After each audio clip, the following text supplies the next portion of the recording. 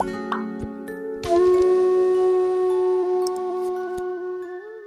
श्री गुरु सत्ताय नमः। सभी को प्रणाम। पिछले वीडियो में आपने सुना कि परम पूज्य गुरुदेव और वंदनीय माता जी ने साधकों को दादा गुरुजी के निर्देशानुसार होने वाले सहस्त्र कुंडीय गायत्री महायज्ञ के बारे में जानकारी दी।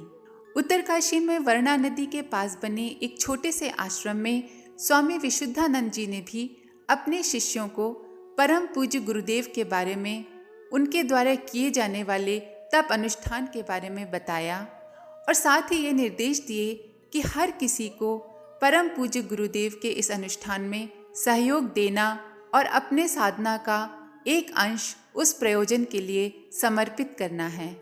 आइए अब आगे चलते हैं। सहस्त्र कुंडीय गायत्री महायज्ञ का संदेश और सहयोग का आह्वान लेकर गायत्री परिवार के साधक पहुंच रहे थे। 1957 की आश्विन नवरात्रियों में कार्यकर्ताओं का एक विशेष सम्मेलन बुलाया गया।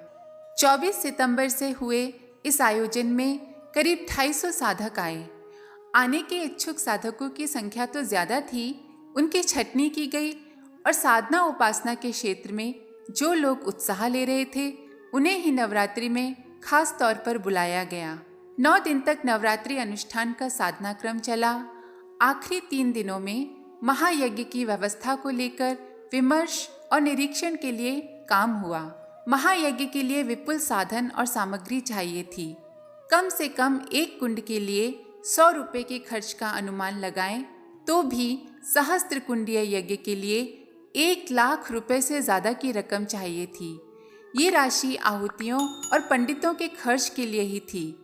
आवास की व्यवस्था, जमीन का किराया, वहाँ यज्ञशाला बनाने, स्वयं सेवकों की नियुक्ति करने और वहाँ काम करने वाले साधकों के लिए भोजन पानी की व्यवस्था में इससे 5 गुना ज़्यादा रकम की ज़रूरत थी।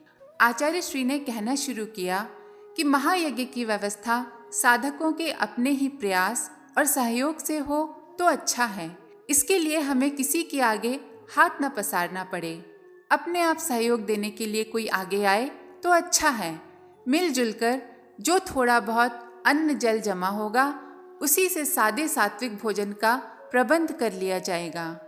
साधक आहुतियों में काम आने वाली सामग्री का प्रबंध भी स्वयं कर लें। आहुतियों में होमे जाने वाले हवन का प्रबंध भी स्वयं ही करें। घी गाय के दूध से बना ही होना चाहिए। साधन सामग्री के प्रबंध के साथ हवन कुंड खोदने, यज्ञशालाएं बनाने, भोजन पकाने और कुओं से पानी भरने, सफाई करने आदि काम भी धर्म सेवकों को ही पूरे करने हैं। महायज्ञ के खर्च की व्यवस्था 10-15 उद्योगपति मिलकर आराम से कर सकते थे। उनके सहयोग का स्वागत करना तय हुआ, लेकिन निर्भरता अपने ही साधन पुरुषार्थ पर रखी गई। आचार्य श्री ने यहाँ एक व्यवस्था दी कि जो लोग यज्ञ में भाग लें वे परिक्रमा आदि तक ही अपने आप को सीमित न कर लें। भागीदारी का वह भी एक स्वरूप है। उसका असली संदेश अपने आचरण व्यवहार में एक अच्छाई अपनाना और एक दोष का त्याग करना माना जाए। दक्षिणा के तौर पर आर्थिक सहयोग के साथ प्रतिदिन थोड़ा समय लोक सेवा के कामों में लगाने का संकल्प भी किया जाए। गायत्री मंदिर के सामने बैठकर साधक जप करते थे। 3 दिन तक चले विचार विमर्श का सार सुनने के बाद एक साधक ने उठकर कहा, सहयोग की न्यूनतम मर्यादा तो तय होनी ही चाहिए।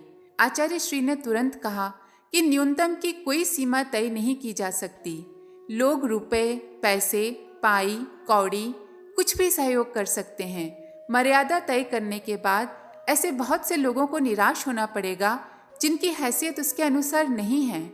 सीताराम शरण नामक एक साधक ये सुनते ही उठे। वो खेतीहर मजदूर थे। मध्य प्रदेश के किसी गांव में रहते थे। प्रतिदिन 6 आना उनकी आमदनी थी। कभी नियमित मजदूरी मिलती तो कभी कई दिन का नागा हो जाता था। कभी कुछ ज़्यादा मजदूरी भी मिल जाती थी। महीने में औसतन 10 रुपए की आय होती थी। उन्होंने कहा, मैं अपनी ओर से एक छोटा सा व्रत लेना चाहता हूँ। सब उनकी ओर देखने लगे। सीताराम शरण बोले, मैं अपनी आमदनी का 10वां हिस्सा महायज्ञ के लिए निकालूंगा। व्रत के बारे में बताने से पहले वो अपनी आर्थिक स्थिति के बारे में बता चुके थे। आचार्य श्री ने कहा, ये तो बहुत ज्यादा होगा। इतनी रकम निकालने से कठिनाई होगी, 1 पैसा रोज काफी होगा। कलकत्ता से आए ब्रजबल्लभ दास भी वहीं बैठे थे। उनका रुई का कारोबार था, व्यवसाय बहुत अच्छा चल रहा था। उन्होंने उठकर कहा कि गुरुदेव, मैं 500 रुपये प्रति माह अर्पित करूंगा। आचार्य श्री ने कहा, ब्रज सेठ, तुम्हारे हिसाब से ये बहुत कम है, तुम्हें अपना अनुदान बढ़ाना चाहिए। बिरजू सेठ ने अनुदान की रकम 700 रुपये प्रति माह बढ़ाने की घोषणा की। वहाँ मौजूद और साधकों ने भी अपनी अपनी तरह से सहयोग अनुदान का संकल्प लिया। इस विमर्श के बाद सहस्त्रकुंडीय गायत्री महायज्ञ का संदेश व्यापक क्षेत्र में पहुंचाने के उपायों पर विचार होने लगा।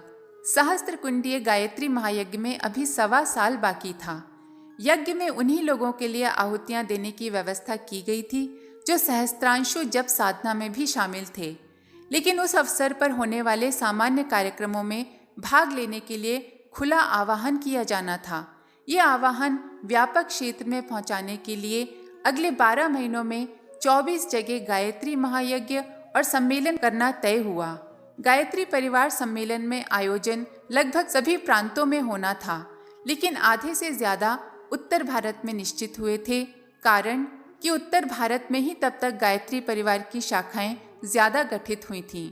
आचार्य श्री मानते थे कि दक्षिण में भी इसी तरह परिवर्तन का संदेश पहुंचना चाहिए।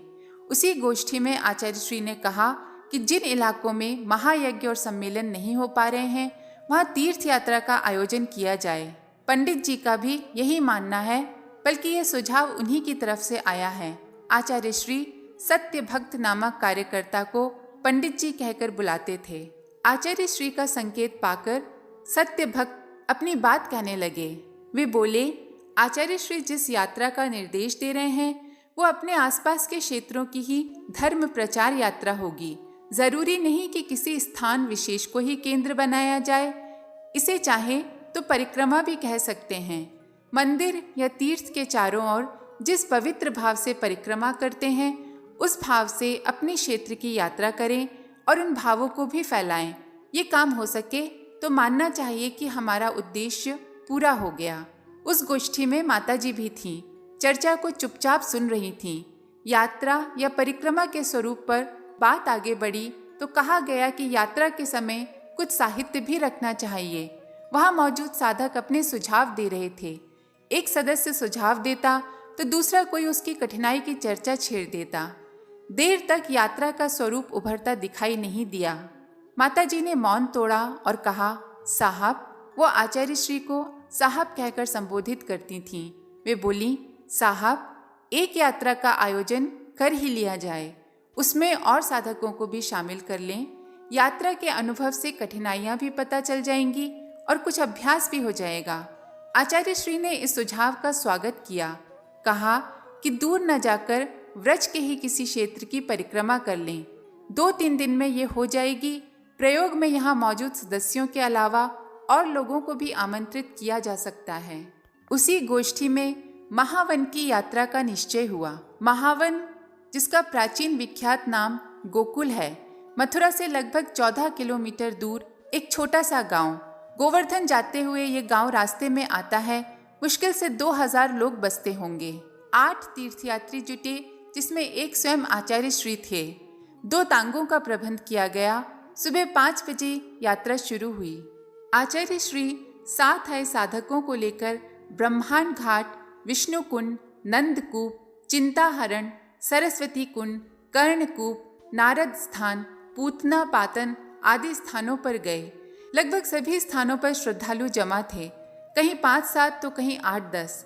उन लोगों से चर्चा शुरू होती, कुशल क्षेम पूछते, ब्रज क्षेत्र की स्थिति के बारे में उनकी प्रतिक्रिया जानते और अपने सांस्कृतिक गौरव को वापस अर्जित करने का भाव जगाते।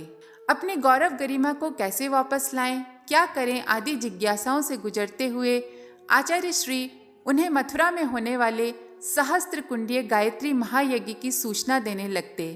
उस आयोजन में आने के लिए निमंत्रित करते, अनुरोध करते कि यज्ञ में आहुति देने के लिए स्वयं भी नियमित गायत्री जप करें। 1 माला, 2 माला, 5, 7 या 10 माला, जैसी स्थिति हो उतना जप करें। अपना नाम पता गायत्री तपोभूमि मथुरा में लिखा दें। जरूरी नहीं कि अभी ही संकल्प किया जाए, घर लौटकर भी संकल्प भेजा जा सकता है। इतना कहकर साथ लाया परिपत्र बांट देते। साथ चल रहे साधक 2-3 अवसरों पर तो देखते रहे, फिर उन्होंने भी स्वतंत्र रूप से संपर्क आरंभ कर दिया। लोगों से बात करने, जिज्ञासा जगाने, कसक उत्पन्न करने और महायज्ञ की सूचना देने का अभ्यास 2 दिन में ही प्रगाढ़ हो गया। तपोभूमि लौटते हुए 8 साधकों का मुखमंडल आत्मविश्वास से दमक रहा था। प्रयाग की तरह पुष्कर के साथ भी राज शब्द लगता है, पुष्कर राज। सहस्त्र कुंडीय महायज्ञ से पहले जिन 24 स्थानों पर गायत्री यज्ञ और सम्मेलन होने थे, उनमें पुष्कर भी एक था, जहां आचार्य श्री को जाना था। राजस्थान के तमाम कार्यकर्ताओं को यहाँ बुलाया गया था। 5-7 प्रमुख कार्यकर्ता 8-10 दिन पहले ही पुष्कर पहुँच गए। आचार्य श्री ने आते ही लगभग 2 घंटे तक उनसे तैयारियों के संबंध में बातचीत की। कुछ देर विश्राम के बाद वे पुष्कर तीर्थ का अवलोकन करने निकले। इलाका सूखा है, पानी कम बरसता है, लेकिन तीनों सरोवर लबालब भरे थे। तीनों सरोवरों में प्रमुख प्रधान के किनारे आचार्य श्री रुके। वे घुटनों घुटनों गहरे पानी तक गए और आचमन आदि कर वापस आ गए। कुछ देर के लिए सरोवर के किनारे चुपचाप बैठ गए। आचार्य श्री देर तक सरोवर के किनारे बैठे रहे। बीच बीच में सामने ब्रह्मा के मंदिर की ओर देख लेते। ब्रह्मा का मंदिर ऊंचाई पर स्थित था। कुछ देर बैठे रहने के बाद वे उठे। कुछ ही कदम पर क्षेत्र के कार्यकर्ता भी चुपचाप बैठे थे। वे भी उठकर साथ हो लिए। आचार्य श्री बिना कुछ कहे ब्रह्मा जी के मंदिर की ओर बढ़ने लगे। वे चुपचाप चले जा रहे थे। साधक कुछ कहना चाहते थे, लेकिन आचार्य श्री ने चुप्पी साध रखी थी। उनके मौन को देखकर साधकों को अपनी इच्छा दबानी पड़ रही थी। मंदिर की सीढ़ियां चढ़ गए, भीतर प्रवेश किया। वहां देव दर्शन के समय भी वे चुप ही रहे। ब्रह्मा के विग्रह को प्रणाम करते हुए उनके दाईं ओर स्थित सावित्री का दर्शन किया। उसके बाद बाईं दिशा में स्थित गायत्री के विग्रह को गौर से देख ही रहे थे कि एक विचित्र घटना घटी। लगभग विलाप सी करती हुई एक महिला उनके पास आई और चीखने चिल्लाने लगी। वो क्या कह रही थी, कुछ समझ नहीं आ रहा था। आचार्य श्री उसे देखने लगे। चीखती चिल्लाती आई महिला कहीं हमला न कर दे, इस डर से साथ आए कार्यकर्ताओं ने आचार्य श्री के आसपास घेरा बना लिया। महिला का विक्षिप्त विलाप रोकने के लिए वे पूछने लगे, क्या हुआ माई, क्या चाहती हो? साधकों की बात वह समझ नहीं पा रही थी। उसका रोना धोना और चीखना चिल्लाना भी किसी को समझ में नहीं आ रहा था। बहरहाल वो चिल्लाए जा रही थी और बीच बीच में कुछ आक्रामक भी दिखाई देने लगी। शोरगुल सुनकर महंत के कार्यालय से कुछ कार्यकर्ता निकल कर आए। उन्होंने उस महिला को संभाला। संभालते हुए बता भी रहे थे कि ये पागल नहीं है और न ही किसी को परेशान करती है। कभी कभार इस पर दौरा पड़ता है। आचार्य श्री ने उसके बारे में जानना चाहा।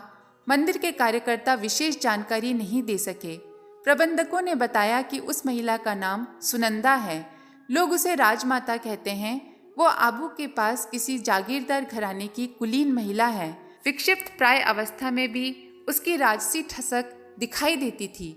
उसके कपड़े साफ सुथरे थे। विलाप करते हुए वह रोष भी जता रही थी, लेकिन उसकी भाषा में मर्यादा थी।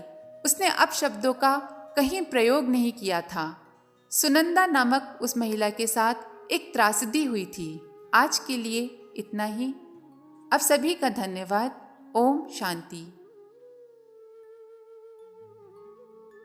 हमारे YouTube चैनल को सब्सक्राइब करें और बेल आइकन को दबाकर ऑल पर क्लिक करें ताकि नोटिफिकेशंस आपको मिलती रहें।